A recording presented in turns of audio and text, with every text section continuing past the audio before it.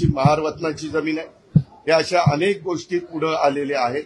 त्याच्याबद्दलच ACS revenue आणि त्यांची टीम ही चौकशी करणार आहे.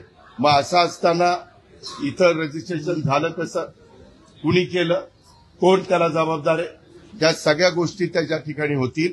आणि त्याच्यामध्ये मला वाटतं 3 लोकांच्यावर एफआयआर मध्ये नावं टाकली गेलेली आहेत. त्यांची पण चौकशी केली जाईल.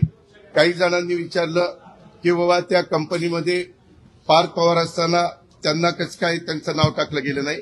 तर मला माहिती अशी मिळाली की रेव्हेन्यू मिनिस्टर चंद्रशेखर बावनकुळे साहेबांनी सांगितलं की जे ऑफिसला आलेले होते त्या ऑफिसला येऊन ज्यांनी सह्या केल्या त्यांच्यावर एफआयआर दाखल केलेला आहे.